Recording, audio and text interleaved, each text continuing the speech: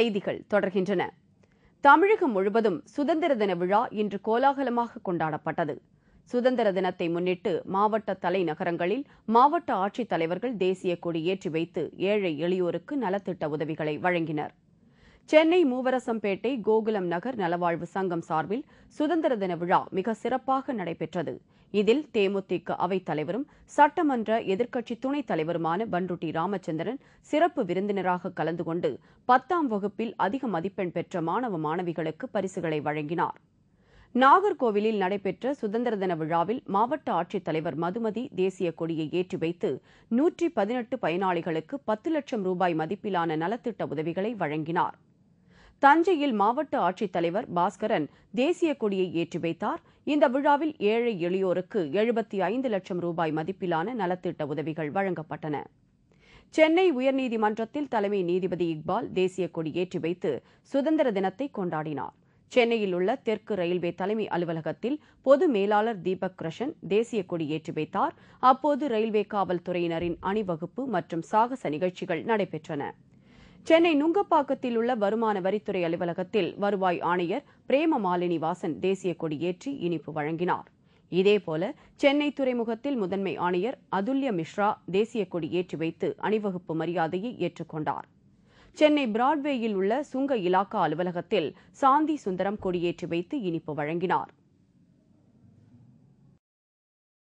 மதுரை அருகே அவனியாபுரம் திருப்பரங்குன்றம் சாலையில் ரேக்லா பந்தயம் விறுவிறுப்பாக நடைபெற்றது. 12ஆம் ஆண்டாக நடைபெற்ற இந்த ரேக்லா பந்தயத்தில் 33 மாட்டு வண்டிகள் கலந்து கொண்டன. வெற்றி இலக்கை அடைவதற்காக காளை மாடுகள் சீறி பாய்ந்த காட்சி பார்வையாளர்களை வியப்பில் ஆழ்த்தியது.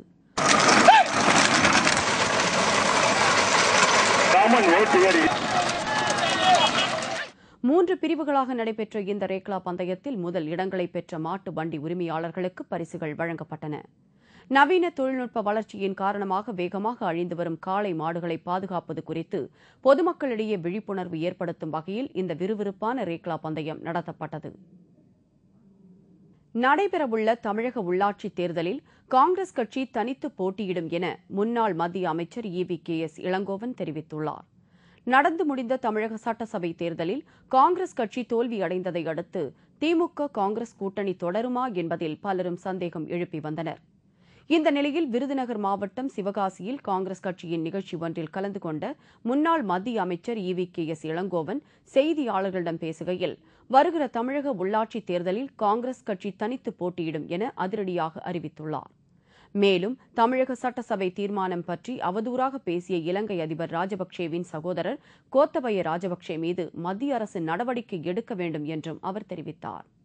இந்தியாவினுடைய முதல்வராக இருக்கின்ற ஒருவரை பற்றியோ அல்லது இந்தியாவில் ஒரு அங்கமாக இருக்கின்ற தமிழ்நாட்டை பற்றியோ தவறாகவோ கொச்சையாக பேசினால் அதை நாம் அனுமதிக்க கூடாது.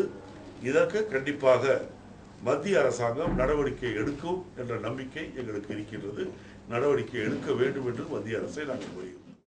கிருஷ்ணகிரி மாவட்டம் தளி அருகே உள்ள தேன்கனிக்கோட்டையில் காவல்துறையினர் சார்பில் குற்றத்தடுப்பு விழிப்புணர்வு தொடர்பான ஆலோசனைக் கூட்டம் துணை கண்காணிப்பாளர் சுகாசினி தலைமையில் நடைபெற்றது. இந்த கூட்டத்தில் தனியார் நிறுவன உரிமையாளர்கள், கூட்டுறவு வங்கி மேலாளர்கள், நகை மற்றும் நிதி நிறுவன உரிமையாளர்கள் உள்ளிட்டோர் பலர் கலந்து கொண்டனர். காவல்துறை அதிகாரிகள் அனைத்து கடைகளிலும் உரிமையாளர்கள் வெப் கேமரா, அபாய அலாரம் அமைப்பது, கதவுகளுக்கு விலை உயர்ந்த பூட்டு போடுவது, கடையை சுற்றிலும் உயர் ரக விளக்குகள் அமைப்பது உள்ளிட்ட பாதுகாப்பை செய்வதுடன் கடைக்கு வருவோரை கண்காணிக்க வேண்டும் என்றும் தெரிவித்தனர்.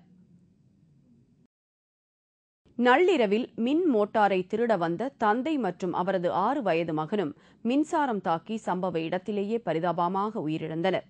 வறுமை காரணமாக சிறு சிறு திருட்டுகளில் ஈடுபட்டு சிலர் பெரும் ஆபத்துகளில் சிக்கிக் கொள்கின்றனர்.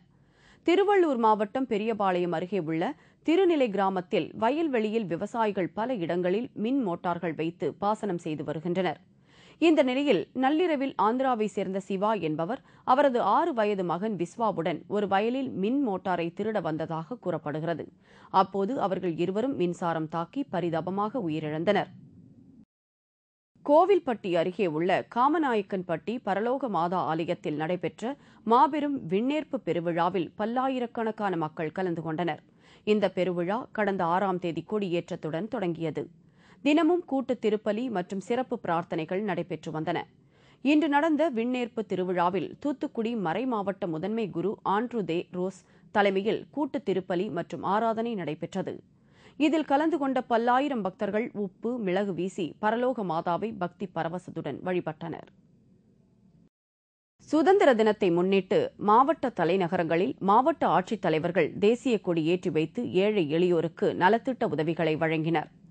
அரியலூர் மாவட்ட விளையாட்டு அரங்கில் நடைபெற்ற சுதந்திர தின விழாவில் மாவட்ட ஆட்சியர் அனு ஜார்ஜ் தேசிய கொடி ஏற்றி வைத்து 30 லட்சம் ரூபாய் மதிப்பிலான நலத்திட்ட உதவிகளை வழங்கினார். கடலூர் மாவட்டத்தில் உள்ள விளையாட்டுத் திடலில் நடைபெற்ற நிகழ்ச்சியில் மாவட்ட ஆட்சியர் அமுதவல்லி தேசிய கொடி ஏற்றி வைத்து காவல்துறையினரின் அணிவகுப்பு மரியாதையை ஏற்றுக்கொண்டார். மதுரையில் மாவட்ட ஆட்சியர் சகாயம் தேசிய கொடி ஏற்றி வைத்து காவல்துறையினரின் அணிவகுப்பு மரியாதையை ஏற்றுக்கொண்டார். இதன் பின்னர் ஏழை எளிய மக்களுக்கு நலத்திட்ட உதவிகள் வழங்கப்பட்டன. திருச்சி அண்ணா விளையாட்டு அரங்கில் மாவட்ட ஆட்சியர் ஜெயஸ்ரீ முரளிதரன் தேசிய கொடியை ஏற்றி வைத்து காவல்துறையினரின் அணிவகுப்பு மரியாதையை ஏற்றுக்கொண்டார். ராமநாதபுரம் மாவட்டத்தில் சேதுபதி மைதானத்தில் மாவட்ட ஆட்சித்தலைவர் அருண்ராய் தேசிய கொடியை ஏற்றி வைத்து 11 லட்சம் ரூபாய் மதிப்பிலான நலத்திட்ட உதவிகளை வழங்கினார்.